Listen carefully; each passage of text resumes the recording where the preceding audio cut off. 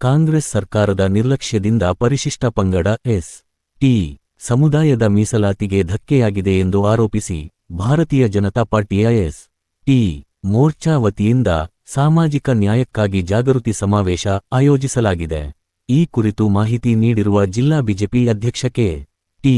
Kumaraswamy, July 19, 2026ರ ಭಾನುವಾರ ಚಳ್ಳಕೆರೆ ನಗರದ ರಾಘವೇಂದ್ರ ಕಲ್ಯಾಣ ಮಂಟಪದಲ್ಲಿ ಸಮಾವೇಶ ನಡೆಯಲಿದ್ದು, ಎಸ್.ಟಿ. ಸಮುದಾಯದ ಹಕ್ಕುಗಳ ಕುರಿತು ಜಾಗೃತಿ ಮೂಡಿಸುವ ಉದ್ದೇಶದಿಂದ ಕಾರ್ಯಕ್ರಮ ಹಮ್ಮಿಕೊಳ್ಳಲಾಗಿದೆ ಎಂದು ತಿಳಿಸಿದ್ದಾರೆ. ಸಮಾವೇಶದಲ್ಲಿ ಮಾಜಿ ಸಚಿವರಾದ ರಮೇಶ್ ಜಾರಕಿಹೊಳಿ, ಬಿ. ಶ್ರೀರಾಮುಲು, ಶಿವನಗೌಡ ನಾಯಕ, ರಾಜುಗೌಡ, ಬಿಜೆಪಿ ಎಸ್.ಟಿ. ಮೋರ್ಚಾ ರಾಜ್ಯಾಧ್ಯಕ್ಷ ಬಂಗಾರ ಹನುಮಂತ, ವಿಧಾನ ಪರಿಷತ್ ಸದಸ್ಯೆ ಹೇಮಲತಾ ನಾಯಕ, ಶಾಂತರಾಮ್ ಸಿದ್ದಿ, ಮಾಜಿ ಶಾಸಕರು, ಮಾಜಿ ಸಂಸದರು, ಜಿಲ್ಲೆಯ ಮುಖಂಡರು, ವಿವಿಧ ಹಂತಗಳ ಪದಾಧಿಕಾರಿಗಳು ಹಾಗೂ ಕಾರ್ಯಕರ್ತರು ಭಾಗವಹಿಸಲಿದ್ದಾರೆ. ಹೆಚ್ಚಿನ ಸಂಖ್ಯೆಯಲ್ಲಿ ಎಸ್.ಟಿ. ಸಮುದಾಯದ ಸದಸ್ಯರು ಹಾಗೂ ಸಾರ್ವಜನಿಕರು ಸಮಾವೇಶದಲ್ಲಿ ಭಾಗವಹಿಸಿ ಕಾರ್ಯಕ್ರಮ ಯಶಸ್ವಿಗೊಳಿಸಬೇಕೆಂದು ಜಿಲ್ಲಾ ಬಿಜೆಪಿ ಅಧ್ಯಕ್ಷ ಕೆ.ಟಿ.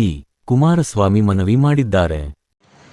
ಕಳೆದ 2015ರಲ್ಲಿ ಸಾಂವಿಧಾನಿಕವಾಗಿ ಪರಿಶಿಷ್ಟ ಪಂಗಡಗಳಿಗೆ ಸಿಗಬೇಕಾಗಿರ್ತಕ್ಕಂಥ ಮೀಸಲಾತಿಯನ್ನು ಸಿಗದೇ ಇರತಕ್ಕಂಥ ಸಂದರ್ಭದಲ್ಲಿ ಕೇಂದ್ರದಲ್ಲಿ 7.5%, ರಾಜ್ಯದಲ್ಲಿ 3% ಮೀಸಲಾತಿ ಇರತಕ್ಕಂಥ ಸಂದರ್ಭದಲ್ಲಿ ಬೆಳಗಾವಿಯ ನಾಯಕ ವೆಲ್ಫೇರ್ ಫೆಡರೇಷನ್ನ ಸ್ಟೂಡೆಂಟ್ ಆರ್ಗನೈಸೇಷನ್ನು ಹೈಕೋರ್ಟ್ನಲ್ಲಿ ಪಿಟಿಷನ್ ಫೈಲ್ ಮಾಡಿತ್ತು. ಆ ಸಂದರ್ಭದಲ್ಲಿ ಹೈಕೋರ್ಟು ಈ ವ್ಯತ್ಯಾಸಗಳನ್ನು ಗಮನಿಸಿ ಕೇಂದ್ರದಲ್ಲಿ 7.5%, ರಾಜ್ಯದಲ್ಲಿ 3% ಇರ್ತಕ್ಕಂಥ ಮೀಸಲಾತಿಯ ವ್ಯತ್ಯಾಸಗಳನ್ನು ಗಮನಿಸಿ ಇದರ ಬಗ್ಗೆ ಕ್ರಮ ಕೈಗೊಳ್ಳಬೇಕಂತೇಳಿ ರಾಜ್ಯ ಸರ್ಕಾರಕ್ಕೆ ನಿರ್ದೇಶನ ಮಾಡಿದೆ.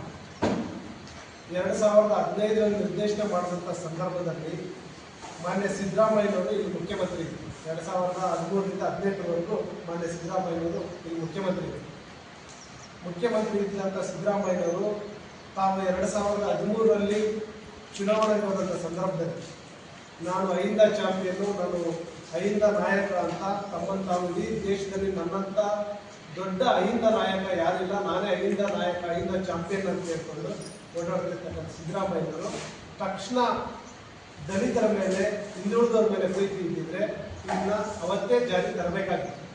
ಆದರೆ ತರದೆ 3 ವರ್ಷಗಳ ಕಾಲಹರಣ ಮಾಡಿ 2019ರಲ್ಲಿ ನಾಗಮೋಹನ್ ದಾಸ್ ಅವರ ಕಮಿಟಿಯನ್ನು ಮಾಡಿ, ನಾಗಮೋಹನ್ ದಾಸ್ ಕಮಿಟಿಯನ್ನು ಮಾಡಿದ ನಂತರ 2020ರಲ್ಲಿ 2020 ಗೌರ್ಮೆಂಟ್ ಇದ್ದ ಸಂದರ್ಭದಲ್ಲಿ ಮೊನ್ನೆ ನಾಗಮೋಹನ್ ದಾಸ್ ಅವರು ವರದಿಯನ್ನು ಕುಮಾರಸ್ವಾಮಿ ಅವರ ಸರ್ಕಾರಕ್ಕೆ ಸಲ್ಲಿಸಿದ್ರು.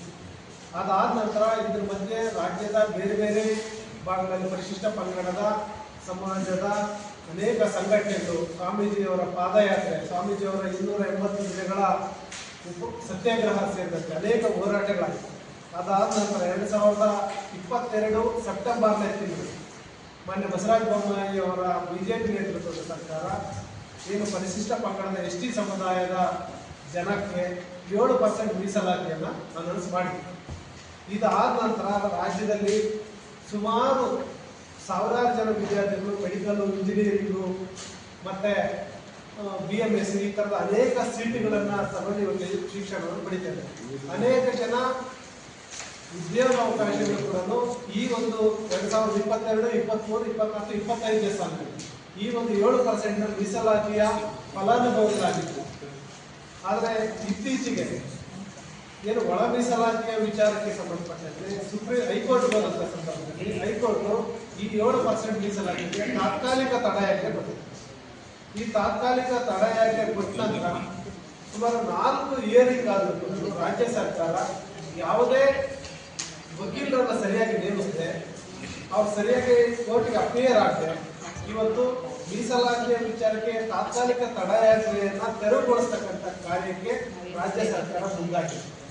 ಇದ್ರ ಮಧ್ಯೆ ಏನು ಸಿದ್ದರಾಮಯ್ಯ ಅವರ ಮೇಲೆ ಮೂಢ ಹಗರಣದ ಪ್ರಕರಣ ದಾಖಲಾದಂಥ ಸಂದರ್ಭ ಸುಪ್ರೀಂ ಕೋರ್ಟ್ನ ಬಹಳ ನುರಿತ ನ್ಯಾಯವಾದಿಗಳನ್ನು ಕರೆಸಿ ಸರ್ಕಾರದ ಹಣದಲ್ಲೇ ಅವರಿಗೆ ಬಹಳ ದೊಡ್ಡ ಮೊತ್ತದ ಏನು ಫೀಸನ್ನು ಕೊಟ್ಟು ಸಿದ್ದರಾಮಯ್ಯನವರ ಮೇಲಿರ್ತಕ್ಕಂಥ ಮೂಢ ಹಗರಣದ ಪ್ರಕರಣದಲ್ಲಿ ಅವ್ರನ್ನ ನ್ಯಾಯಾಲಯಕ್ಕೆ ಕರೆಸಿ ದೆಹಲಿಯಿಂದ ವಕೀಲರನ್ನ ಕರೆಸಿ ಅಟೆಂಡ್ ಮಾಡಿಸ್ತಾರೆ.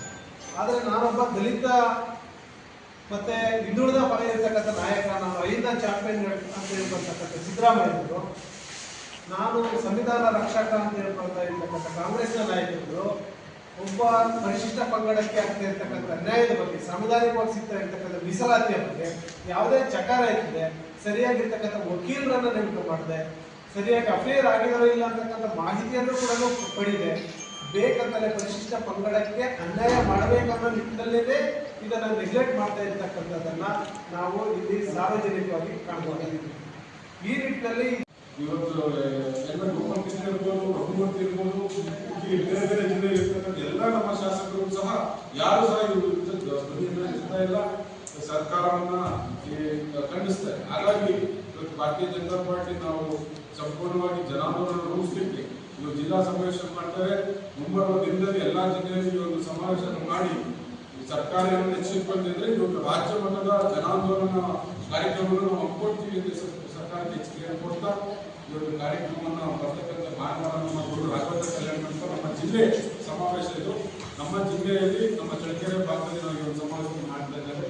ದಯಮಾಡಿ ಹೆಚ್ಚಿನ ಸಂಖ್ಯೆಯಲ್ಲಿ ನಮ್ಮ ಮಾಧ್ಯಮ ಸಹಕಾರ ಕೊಟ್ಟರು, ಹಾಗೆ ನಮ್ಮ ಎಲ್ಲ ಪರಿಶಿಷ್ಟ ಪಂಗಡದ ಬಂಧುಗಳು ಹೆಚ್ಚಿಗೆ ಬಂದು ಈ ಕಾರ್ಯಕ್ರಮದಲ್ಲಿ ಭಾಗವಹಿಸಿಕೊಟ್ಟಂತವರು ಕಲಿತಕ್ಕಂಥದ್ದು ಸರಿ ಎಷ್ಟಿದೆ ತಪ್ಪು ಎಷ್ಟಿದೆ ಅಂತ ಹೇಳಿ ಜನಗಳಲ್ಲಿ ಒಂದು ಜಾಗೃತಿ ಮೂಡಿಸ್ಬೇಕು. ಹಾಗಾಗಿ ಒಂದು ಭಾರತೀಯ ಜನತಾ ಪಾರ್ಟಿ ವತಿಯಿಂದ ನಾವೇನು ಮಾಡಿದ್ವಿ ಮತ್ತು ಕಾಂಗ್ರೆಸ್ ಸರ್ಕಾರ ಎಲ್ಲಿ ವಿಫಲತೆ ಆಗಿದೆ ಮತ್ತು ಎಲ್ಲ ವಿಚಾರಗಳು ಇಟ್ಕೊಂಡು ಅವತ್ತು ನಾವು ರಾಜ್ಯದ ಬಂದಿರತಕ್ಕಂಥ ನಾಯಕರಿರ್ಬೋದು, ನಮ್ಮ ಸಮುದಾಯ ಇದು ವಿಶೇಷವಾಗಿ ಪರಿಶಿಷ್ಟ ಪಂಗಡದವರಿಗೆ ಸೇರ್ಪಡೆಯಿಂದ ನಮ್ಮ ಸಮುದಾಯದ ಎಲ್ಲ ಬರ್ತಕ್ಕಂಥ ನಮ್ಮ ಮುಖಂಡರುಗಳಿರ್ಬೋದು, ವಿದ್ಯಾರ್ಥಿಗಳಿರ್ಬೋದು, ಲಾಯರ್ಸ್ ಇರ್ಬೋದು, ಬೇರೆ ಬೇರೆ ವರ್ಗದಲ್ಲಿ ಕೆಲಸ ಮಾಡಿರ್ತಕ್ಕಂಥದ್ದೆಲ್ಲ ನಾವು ಕರೆದಿದ್ದೇವೆ. ಅಲ್ಲಿ ಸವಿಸ್ತಾರವಾಗಿ ಚರ್ಚೆ ಆಗಿದೆ. ನಾವು ಭಾರತೀಯ ಜನತಾ ಪಾರ್ಟಿಯವರು ಎಷ್ಟು ನಾವು ಬದ್ಧತೆಯಿಂದ ಈ ಸಮಾಜಕ್ಕೆ ನ್ಯಾಯವನ್ನು ಕೊಟ್ಟಿದ್ವಿ ಮತ್ತು ಈ ಕಾಂಗ್ರೆಸ್ ಅವರ ಒಂದು ಮೀಸಲಾತಿ ಉಳಿಸೋಕ್ಕಾಗ್ದೇನೆ ಇವತ್ತು ಯಾವುದೋ ಒಂದು ಕುಂಟು ನೆಪ ಹೇಳ್ತಾ ಯಾವುದೋ ಒಂದು ಆರೋಪ ಮಾಡ್ತಾ ಜೈನ್ ಶೆಡ್ಯೂಲ್ ಅಂತ ಹೇಳಿ ಸಂಪೂರ್ಣ ಸಮಾಜವನ್ನು ದಿಕ್ತಪ್ಪಿಸ್ತಕ್ಕಂಥ ಕೆಲಸವನ್ನ ಮಾಡ್ತಾ ಆ ಒಂದು ಸಮಾಜವನ್ನ ದಿಕ್ತಪ್ಪಿಸ್ತಕ್ಕಂಥದ್ದು. ಹಾಗಾಗಿ ನಮ್ಮ ಸಮಾಜಕ್ಕೊಂದು ಈ ಒಂದು ಸ್ಪಷ್ಟ ಮಾಹಿತಿಗಳನ್ನ ಕೊಡ್ತಾ ಈ ಒಂದು ಜಾಗೃತಿ ಸಮಾವೇಶದಲ್ಲಿ ಬರ್ತಕ್ಕಂಥ ನಮ್ಮ ಆಗಿರ್ತಕ್ಕಂಥ ಅನ್ಯಾಯವನ್ನು ಸಹ ನಮ್ಮ ಸಮಾಜಕ್ಕೆ ಹೇಳ್ಬೇಕು ಅನ್ನೋ ದೃಷ್ಟಿಯಿಂದ ಈ ಕಾರ್ಯಕ್ರಮ ಹಮ್ಮಿಕೊಂಡಿದ್ದೀವಿ. ಮುಂಬರುವ ದಿನದಲ್ಲಿ ನಮಗೆ ಕಾಂಗ್ರೆಸ್ಗೇನು ಪರಿಶಿಷ್ಟ ಪಂಗಡದ ಅದು ವಾಲ್ಮೀಕಿ ಸಮಾಜದ ಆ ಪಕ್ಷ ಒಂದು ವಿರೋಧಿ ನೀತಿಯನ್ನು ಅಳವಡಿಸಿಕೊಂಡಿದೆ, ನಿರ್ಲಕ್ಷ್ಯ ನೀತಿಯನ್ನು ಅಳವಡಿಸಿಕೊಂಡಿದೆ. ಈ ಒಂದು ನೀತಿಯನ್ನ ಅವರ ಒಂದು ಧೋರಣೆಯನ್ನ ನಮ್ಮ ಸಮಾಜದ ಒಂದು ಕಟ್ಟ ಕಡೆಯ ಮನುಷ್ಯರಿಗೂ ಒಂದು ಅರಿವನ್ನ ತಂದು ಬರ್ತಕ್ಕಂಥ ವಿಧಾನಸಭಾ ಚುನಾವಣೆಗಳಿರ್ಬೋದು, ಅದರಲ್ಲಿ ಇವರ ನೀತಿಯನ್ನ ನಾವು ಸಮಾಜ ಖಂಡಿಸ್ತದೆ ಮತ್ತು